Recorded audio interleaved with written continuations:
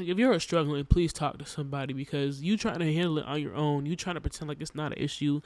Like, that is exactly what the enemy wants you to do. Like, he wants you to feel as isolated as possible. He wants you to do it your way instead of God's way. Because if you do it your way, you're feeding exactly into what he wants. He knows that you're not strong enough to do it by yourself. But if you start seeking help in friends and family and loved ones, and most importantly in God, you're going to get out of it. What's up, y'all? Welcome to the Hood Soft Life podcast. I'm your host, Sabrina, and in this podcast, we talk about navigating the challenges that come with growing up in the hood and leaving those challenges behind for a soft life.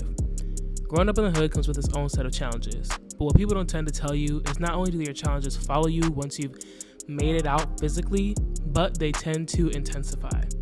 So I'm bringing you along on my journey. I'm going to be honest with you about the struggles and the lessons that I'm learning to achieve a soft life. In today's episode, we're going to be talking about spiritual warfare, some of the challenges you might face, and how do you combat that. So let's get started.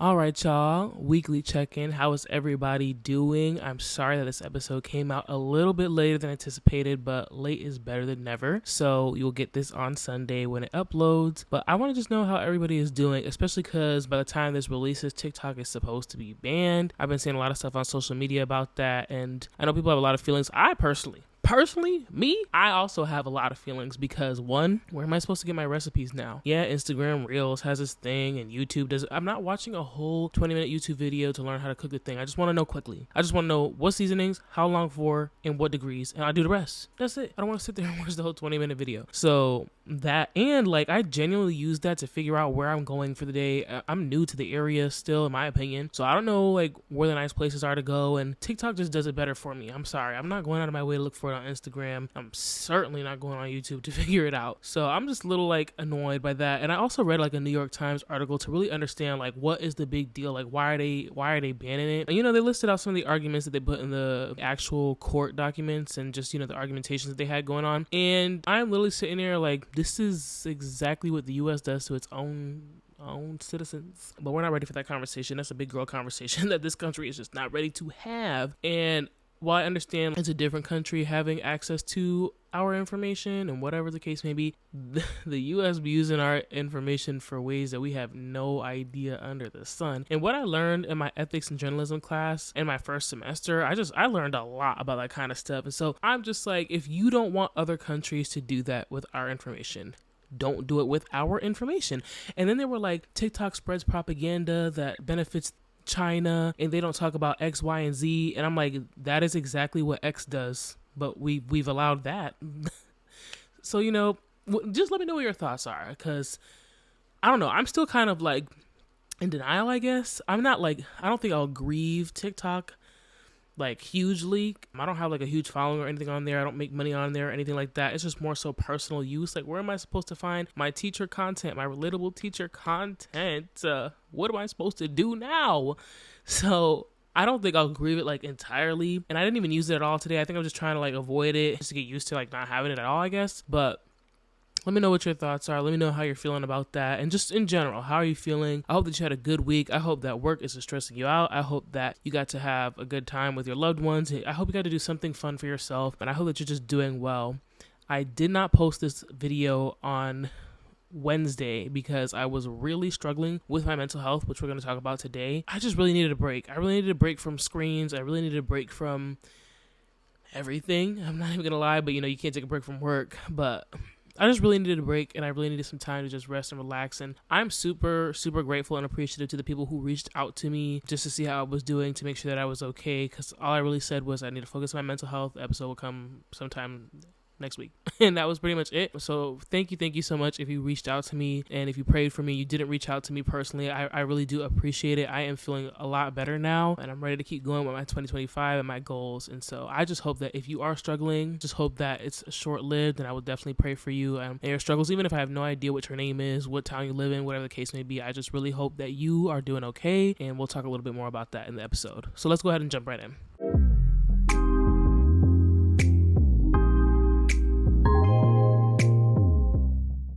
All right, y'all. I'm going to be looking dead at my iPad most of this episode. I'm not even gonna lie, because these last couple of weeks have definitely been challenging, and I just had to write everything down to really just get it all off my chest. And I feel like I wrote everything so beautifully and so clearly, and I really want to communicate this as best as possible and as clearly as possible. So I'm going to be looking at my notes, but I want to talk a little bit about spiritual warfare. Even if you are not somebody who believes in Jesus Christ, if you are not somebody who is religious, I want you to listen to this entire episode, because even if you feel like this does not apply to you, I promise you it does.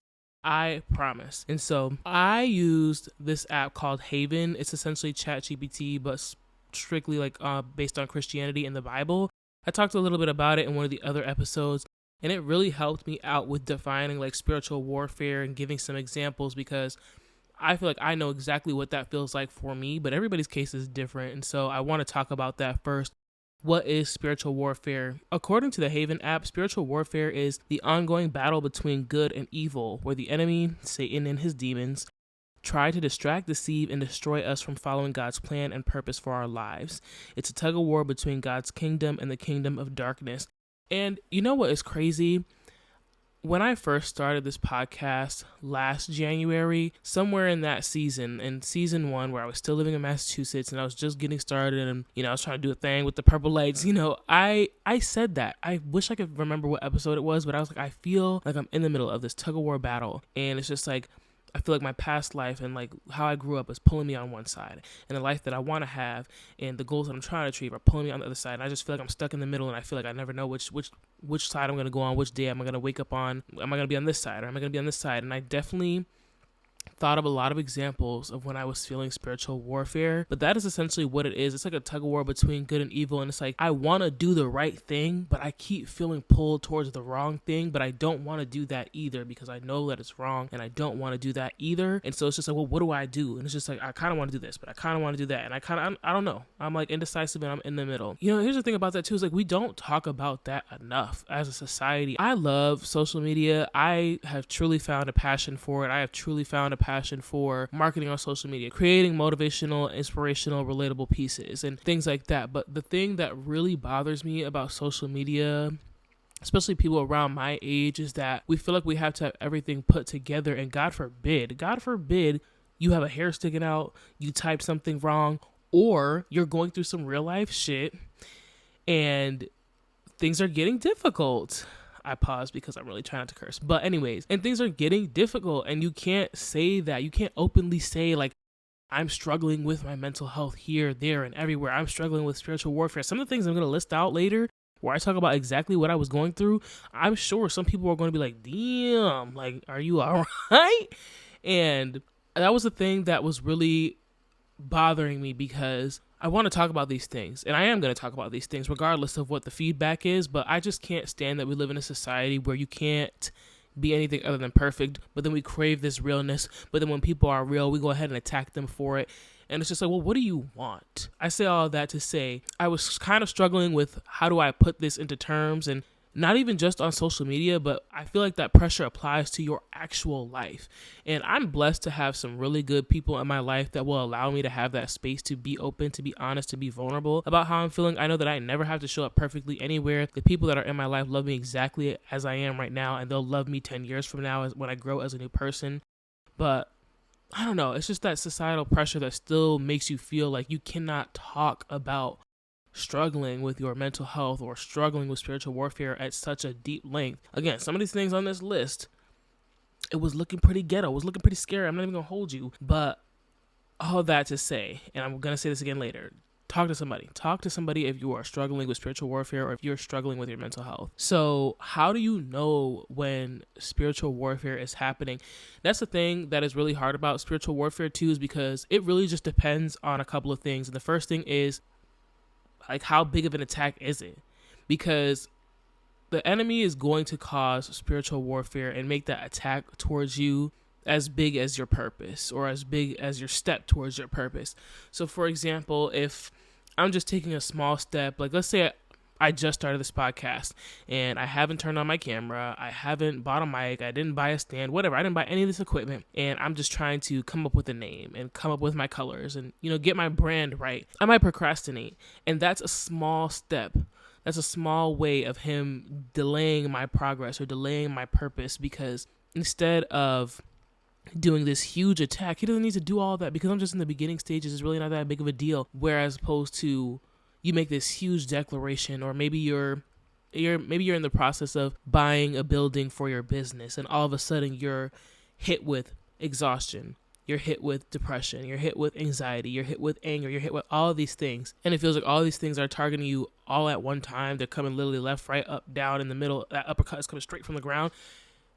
That it really just depends on the size of like the step towards your purpose and just how seriously like the enemy thinks that you are about your purpose. And so it really just depends for everybody, but you will know when it's happening, because you will feel that shift in what your normal personality, your normal day-to-day looks like. If you're not somebody who typically procrastinates and you're on top of your shit and you do what you need to do, you're going to start to notice that you're procrastinating. And why do you have this angst when it comes to growing your business or creating your content or whatever the case may be? You're going to start to notice those shifts. If they're huge attacks, like how I was feeling, you don't even have to question. You're just like, whoa, like what?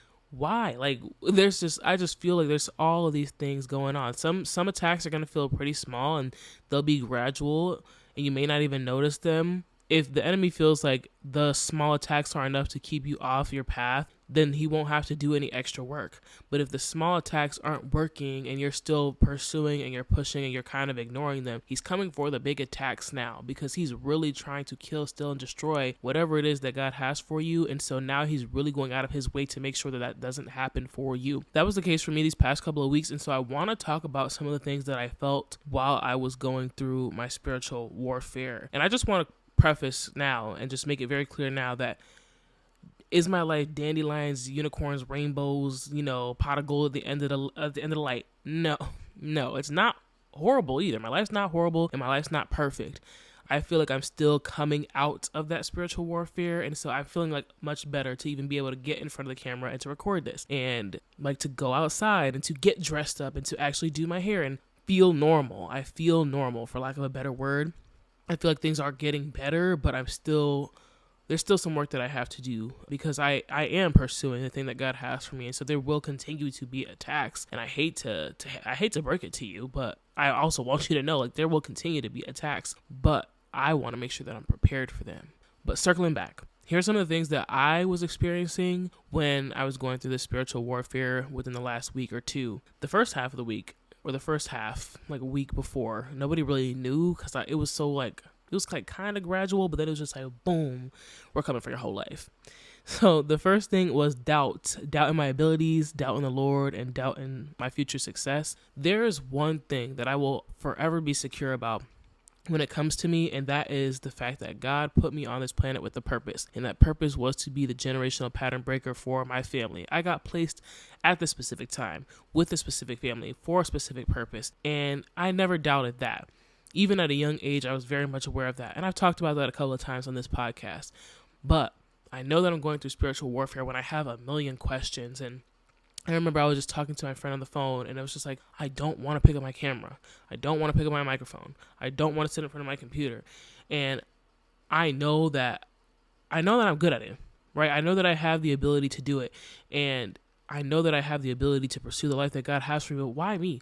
Why me out of all the people in my family? And how do I even know that I'm actually going to achieve the thing that he wants me to achieve when everybody else in my family hasn't achieved their goals?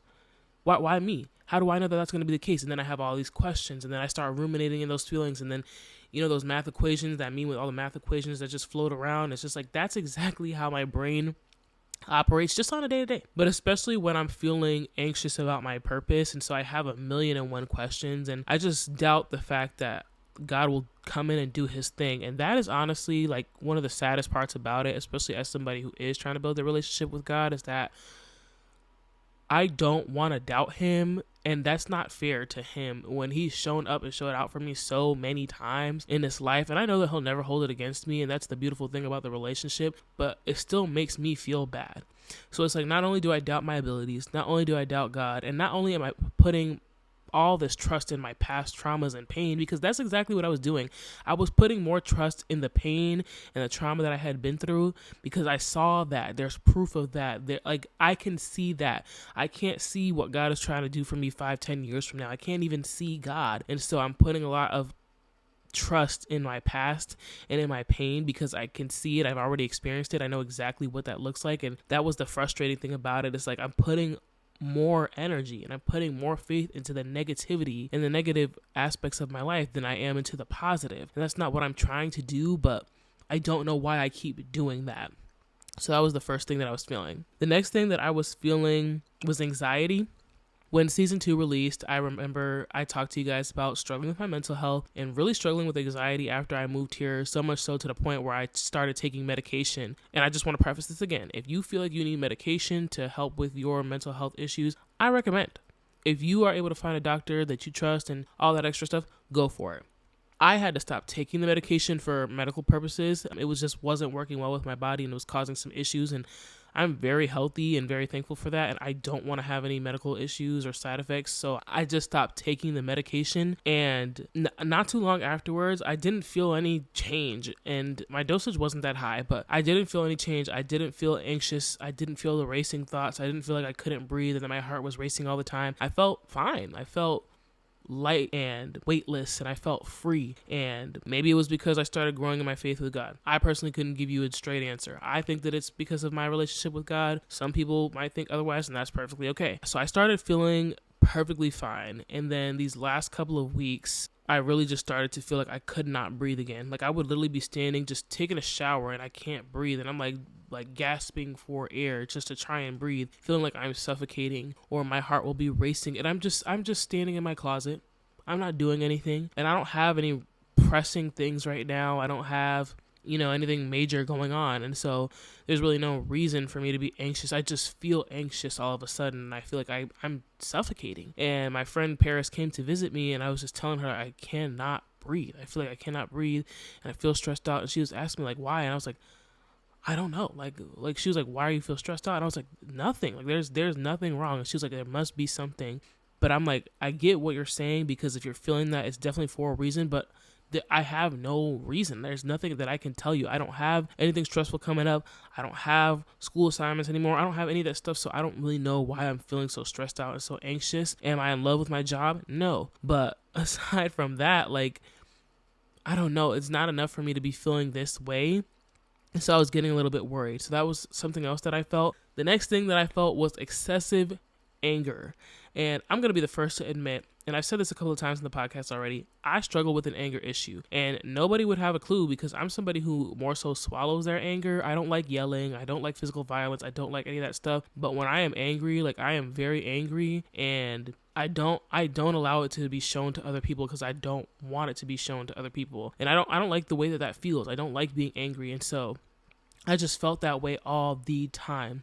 I would kind of isolate myself, because I don't like expressing my anger in front of other people, because it's not healthy. I'm not going to lie. It's not healthy. I don't want people to be subjected to my anger when it has nothing to do with them. So I was isolating myself and just feeling angry. And I'm just like, well, why do I feel angry? I don't even know why I'm angry. And that would just make me even angrier. And even though I'm not violent, even though I don't yell, I would just sit there and daydream about destroying everything I own. And I think about that pretty much every time I get angry. Like, you know how like in the movies, people like will destroy a room, they'll like slam a chair and all that. That is exactly what I think about every time I get angry. And so just imagine feeling that way pretty much all day, every day, on top of the anxiety that you're feeling where you cannot breathe. And I just couldn't even tell y'all why. And then I would go to the gym, and it didn't even help. Like, going to the gym will alleviate my anxiety, it'll alleviate my anger, and it wasn't working. And I had a strained hip flexor for about a week. So that was a week lost at the gym that I couldn't go to, and that made me even more frustrated. It was just like, okay, my outlet is gone. I don't know what to do. I don't know how long this strain is going to last for. And so I was just extremely angry and frustrated. And then the next thing is extremely sad. I just had a lot of big emotions. My anger is really, the root of it is sadness, because anger is a secondary emotion. It comes from something else. And so I was just crying a lot. I spent a lot of time just in silence, crying and just I couldn't even tell you why. I came back from the gym and I just started bawling my eyes out, and I'm trying to think to myself like, well, why am I sad? Like, why do I feel this way? I have no idea. I have not a single clue. Couldn't tell you. And that the not knowing is what really frustrates me, because like then I feel unjustified in the feeling, and then I'm like, well, why are you crying? Like, get yourself together. And maybe that's the toxicity of growing up as a person of color in the hood, and maybe it's something else, I don't know. But I was just very frustrated, and I didn't really have a lot of grace with myself because I wasn't understanding. And I don't even know when it clicked for me, when I realized like I am going through spiritual warfare.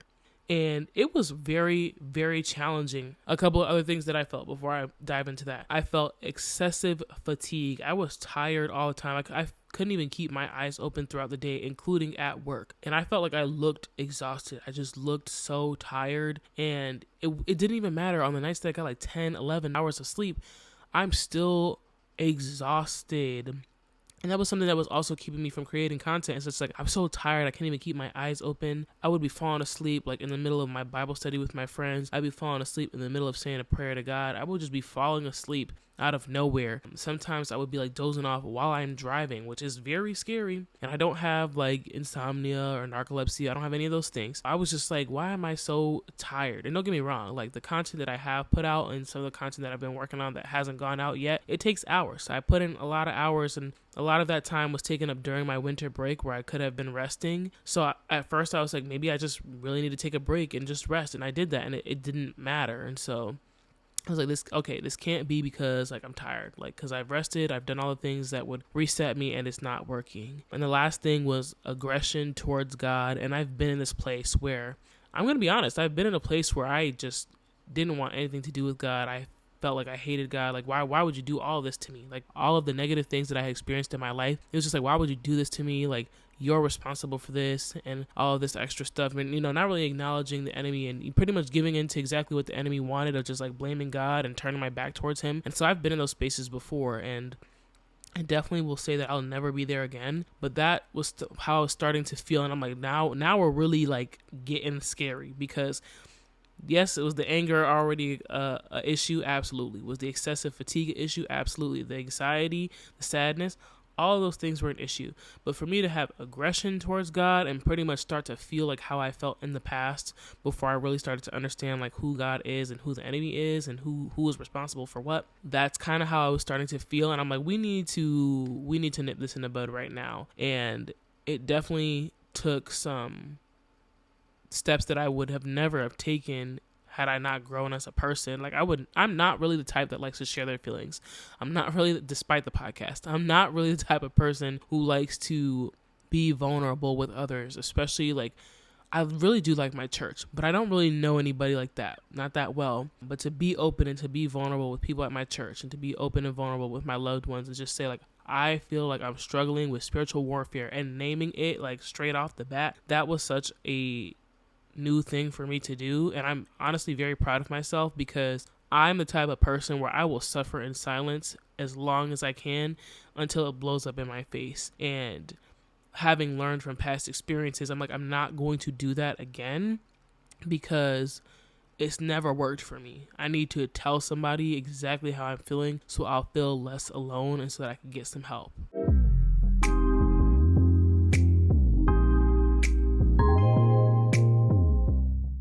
The hardest part about my spiritual warfare battle, my recent spiritual warfare battle, is that knowing what spiritual warfare is, it's like, okay, you're trying to combat it. And this goes for anybody. Once you figure out what spiritual warfare is and why you're experiencing it, you will start to combat it. You'll try to find ways to avoid it at all costs, or to keep pushing through. And that is when the attacks become even stronger. And that's how I felt. I knew that it was spiritual warfare, and I said that. I'm like, I feel like I'm struggling with spiritual warfare. I feel like the enemy is trying to take me out. And it wasn't until I said for sure out loud on the internet to my loved ones, to myself, I am pursuing the thing that God wants me to do, where I was just like, all right, we're coming for you. Every angle possible. I start feeling attacked, and I'm trying my best. I really am. I'm really trying my best to fight off all the angles and stuff, but I'm one person, and it's literally like the enemy and all of his beings working against me. That's how it felt. Like I have this going on here, and this going on here, and this going on here, and all these extra things going around. And I felt like I was losing. And that was the thing that made me really emotional. It's just like, sorry, y'all. It's just like when you're trying your best to pursue the thing that God has for you, and you're putting in all of this work, and you're really trying your best, but you feel like you are losing, it will feel like there's no way out. Like, what am I supposed to do? And that's how I felt. I felt like I'm trying really hard and there's no way out. And that's why I was like, I can't just keep ignoring it or pretending like it's not an issue and not talking about it. Like, I had to talk to somebody because it wasn't working. I'm just like, it's not enough for me to pray about it by myself. It's not enough for me to try and handle it on my own. I really need to reach out to somebody. And so I had talked to my friends, and I was like, like, I'm really struggling. Like, can you guys just please pray for me? And like, I was just honest with them. Like, I was like, I'm struggling with spiritual warfare. Some of the stuff that I just said, like, I didn't go in depth. Like, I didn't say like, I'm struggling with excessive anger or all that extra stuff. I was just like, I'm just really struggling. So if you could just pray for me, I would really appreciate it. And I usually go to my church's Bible studies on Tuesdays. And so I went, and it was like a worship night. And even though I didn't really feel like leaving the house, I still went, and it was a great event. And I was talking to one of my pastors. He was asking me how I was doing. I was like, I'm going to be honest with you. Like, I'm struggling with spiritual warfare, and it is hard. And, just talking to my pastor and like talking to people who care about me both in and outside the church really helped, because it wasn't working with just me doing it by myself. Sorry, y'all, I just hit the mic. Like, it wasn't working. And like, if you're struggling, please talk to somebody, because you trying to handle it on your own, you trying to pretend like it's not an issue. Like, that is exactly what the enemy wants you to do. Like, he wants you to feel as isolated as possible. He wants you to do it your way instead of God's way. Because if you do it your way, you're feeding exactly into what he wants. He knows that you're not strong enough to do it by yourself. But if you start seeking help in friends and family and loved ones, and most importantly in God, you're going to get out of it. And so I get emotional every time, because like, when you feel like you're losing in a spiritual warfare battle, or you feel like you're losing with your mental health, like your mental health battle, it feels like there's no way out. And I've been there plenty of times, and it was just like, I felt frustrated with myself, because like, why am I losing? Like, why am I so weak? But in all honesty, like, you can't do it by yourself. Like, you really need to go to God. You really need to gather and fellowship with other people. If you believe in Christ, and if you have those people in your life, you really need to go to them, go to your pastor, go to whoever. You need to talk to them about it, because it's honestly not just enough for you to pray to God about it. Like, you really need to back up as many people as possible. And somewhere in the Bible, it says, like, when 2 or 3 are gathered in my name, I'm in the presence. It's one thing for you to talk to God, and it's cool that you guys have a one-on-one relationship. That is great. But gather with more people so that he can really be in the presence. And like, when I would go to church, and I was talking to the altar counselor for what I wanted for prayer, and I just told her, like, these are the things I want prayer for. And I think I had mentioned, like, spiritual warfare. And she just starts praying for me, and immediately I'm just emotional, and I'm crying, and I just feel heavy. And not necessarily in a bad way, but it's just like, I feel like he's still trying. Like, he is still trying to attack me from all angles and sides. Like, and I don't even know what to do. And I just need some sort of prayer. Like, please pray for me. But I'm very grateful. I'm very grateful for my friends and for my loved ones. I'm very, very grateful for my church and for my pastors. Like, they're both very supportive pastors. Everybody at the church is very welcoming, very friendly. And I've never had an experience like that with people that I just genuinely don't know. And I'm just super, super grateful for that. With all of that being said, like, how do you know that you're facing spiritual warfare? Like, you'll know. You will notice a difference in the way that you operate. You will notice a difference in your personality. You will start to feel a lot of negativity weighing on you. That's the thing about spiritual warfare. It's not positive at all. Like, you will be the worst version of yourself as much as possible. And it might be small doses here and there. But depending on how big that attack is, it could either be small doses here and there where you're kind of like, well, that was a necessary response for the situation, or it'll be just like constantly. And that was the case for me. It was just like all day, every day, I'm angry for no reason. It's a Saturday, I'm chilling at home, and I'm angry all day for nothing. Couldn't even tell you why. I'm living, like, literally, I live in peace. Like, nobody bothers me. I don't bother nobody. That's how you'll know you're in spiritual warfare, is when you feel that excessive negativity throughout your life and you see that change in yourself. And again, please, please don't think that you doing it on your own is enough. You are enough. You are. But you doing it by yourself, it's okay to say that you need some help. Please just ask for the help. Don't just try to do it by yourself. It's just making it harder for you.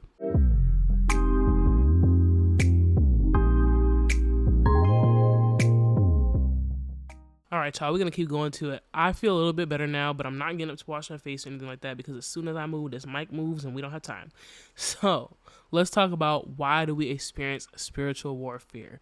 And I had my own explanation, but again, I went to the Haven app because I wanted something a little bit more clear for people, because I really want you to understand like what I'm talking about when I mention spiritual warfare. The Haven app says, think of it like this: when you decide to follow Jesus, his plan for your life, etc., you're essentially switching teams.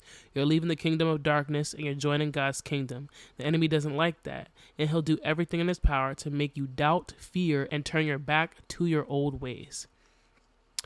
As hard as spiritual warfare is, and as scary as I just sounded describing my personal experience, and clearly it's hard because I still get emotional just talking about it, it is a good sign, in all honesty, because you're on the right path.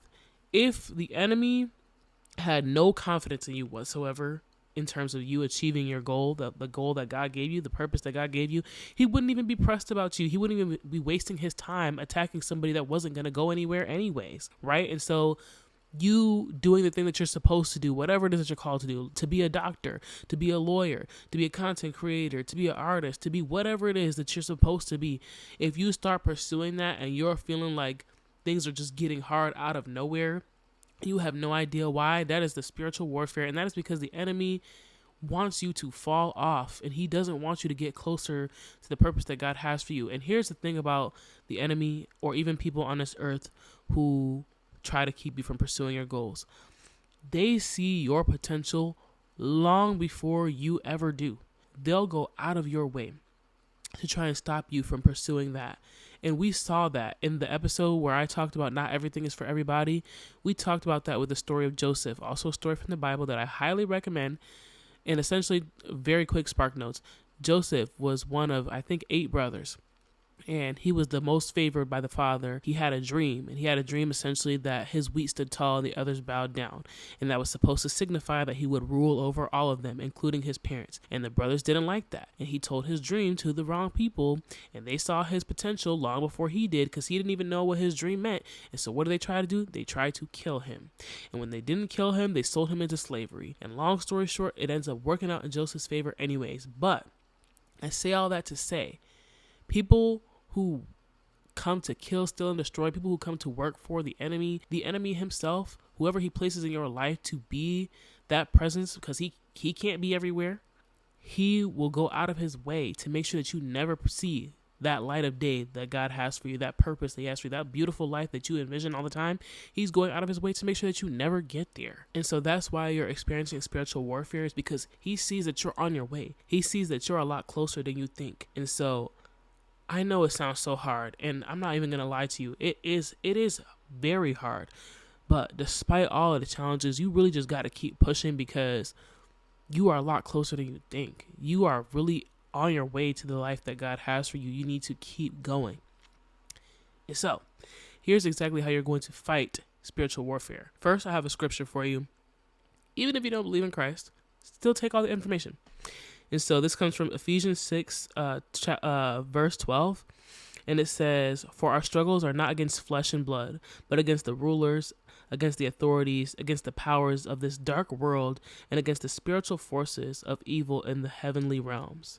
This verse reminds us that our battle is not against people or circumstances, but against the spiritual forces of evil. How you're going to combat these spiritual forces of evil is through praying and seeking God's guidance and strength. You're going to read and meditate on God's word. You should be reading the Bible. That is something that I was not doing during this time. And I'm going to tell you right now, it made things more difficult. And again, it's not like I didn't want to, I wanted to, but it just felt like there were these invisible barriers in the way. It was either the exhaustion. All of a sudden I would get angry, or I'd get aggressive with God, or I would feel this, or I would feel that. Anytime I was trying to reach for some sort of help, definitely keep that in mind. And I just want y'all to be prepared. Even if you feel like you've never felt spiritual warfare before, even if you just listen to my story and my experience, and one day you might come across this, and I really hope that you don't, because it is difficult. Actually, no, I hope that you do, because that means that you're on the path that God has for you. But if that's the case, please reach for that Bible if you believe in Christ, or apply it to your faith however you see fit. Declare God's truth and promises for your life, over your life. God wants nothing but good things for you. God wants to bless you. God wants you to have the most amazing life that you could possibly have through him, with him, and in him. And you need to keep telling yourself that. You are not destined to be anxious all the time. You are not destined to be angry all the time. You are not destined to live in poverty. You're not destined to live with your traumas. You're not destined for any of that stuff. You weren't created for any of that stuff. That is not the purpose and the plan that he has for you. I promise. I promise you. Surround yourself with supportive believers who can pray and encourage you. Again, I am so grateful for the people that I'm surrounded by, both in and outside of my church, my friends, my loved ones, all of them. I'm very, very grateful for them, because they are very supportive and they encourage me. They'll pray for me whether I ask for it or not. And I personally could not lift myself out of spiritual warfare without them, without having reached out to them. God gave these people to me, placed these people in my life for a reason. And I don't put them above him or anything like that, but I'm just grateful to have physical people on this earth that he blessed me with that will help me get out of this, that will intercede and pray on my behalf because I'm struggling with this. And I really want you to find that group of people as well, because like I mentioned before, it's just not enough for you to just pray by yourself, because the attacks are just so heavy and the enemy is going way out of his way. If he sees that you're praying for yourself, he's like, okay, that's one down, I could do that. But if it's more than one person, if you got 5 people praying for you, 10 people praying for you, whatever the case may be, that's a little more challenging for him. That's more work for him to go out of his way and try. He can't attack all of them at one time. So definitely find some people that can pray for you and that can intercede for you, and that will just encourage you as much as you need. Resisting the enemy's attacks and temptations. One temptation, or one thing that I was feeling that I forgot to list, was lust. I am somebody who has been celibate for a pretty decent amount of time now, and I never really had any desires or anything like that since moving here. But I've noticed that was some way that he was trying to get me off of my path, and I have a personal goal to remain celibate until I get married, and that's a big deal for me, and I've noticed that he's tried to push me out of that. But I've definitely been resisting. That's the one thing that I've been standing firm on, if not for any of these other things. I've been standing firm on the lust, because I know exactly how that's going to make me feel if I fall off of that, and it won't be worth it. I'm sorry. Like, you can attack me in all the other ways. That's cool. And you see I'm low-key folding on the other ones. And, you kind of got me on one knee here and whatever. Cool. But you're not getting me on the lust. I'm resisting that at all costs. And so, however you can, resist the temptations that he has for you. Resist all of the ways that he is trying to destroy your life, because that's really what he's trying to do for you. And it's not easy. And I hope that you get that. And I'm not trying to say that it's not possible. It's definitely possible, but I just want y'all to know that it's not easy. You are really going to have to just do your best. And again, if you are not in a season of spiritual warfare, I love that for you. And I want you to prepare, because as soon as you start pursuing the thing that God has for you, if you haven't yet, it's going to come. It's going to come, and it's going to come from all angles and sides. Listen, like, take what I'm saying for real. Like, I'm not playing with y'all. It is difficult.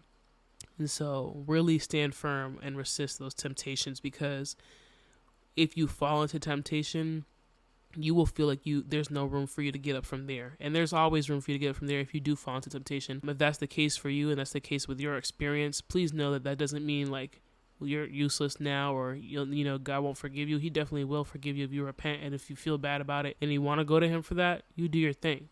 If you can resist your temptation, please stand firm on that resistance as well. And just remind yourself of, like, if you fell into that temptation, what would that do for you? How would that make you feel? Is it satisfactory for a moment, and then you'll feel guilty later on? Is it really worth that price? And you have to decide, like, what the price is worth paying for falling into that temptation. And if you do, that doesn't mean that, you're this horrible person that can't get themselves together and abide by what God has for them. You're a human being. It happens. Everybody makes mistakes. Everybody falls into temptations. You get up, you try again.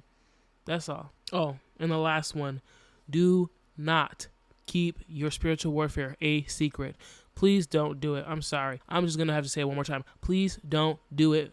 Please don't do it. Because when I felt like I was drowning in the past and I was just trying to keep on a brave face, it never served me a purpose. It never did anything valuable for me. It was not fruitful. There was literally no point, because all it did was make me feel more lonely. It made me feel more isolated. And because I was keeping it a secret, I felt more anxious, more depressed, and trigger warning, I was struggling with suicidal ideation because it was just too much for me to handle and to have to smile in people's faces and pretend like I was happy when I wasn't. So please don't keep it a secret. I don't think I need to harp on that anymore.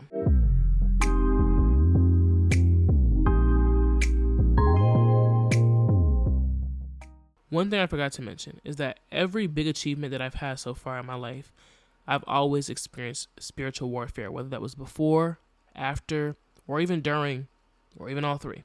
And like getting accepted into college, going to college, being homeless during my time at college, graduating from college, starting my podcast, moving to DC, starting grad school, declaring that I was pursuing my purpose for God. Every single one of those things, I've experienced spiritual warfare. And this is probably the first time where I have ever taken, in my opinion, the best route. And it doesn't make it perfect. It doesn't mean that it'll automatically go away. It won't, because the enemy is really working overtime to come for your life. But it made it a lot easier. And instead of it only lasted 2 weeks as opposed to 2 months, 2 years. I've been there. I have definitely been there where I've had some spiritual warfare that has lasted me years. And so I do not want that for you. Please, please just take my advice when I say that.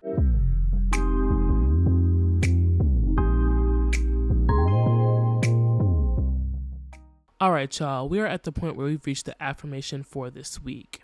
And the affirmation for this week is, I can do everything God has created me for.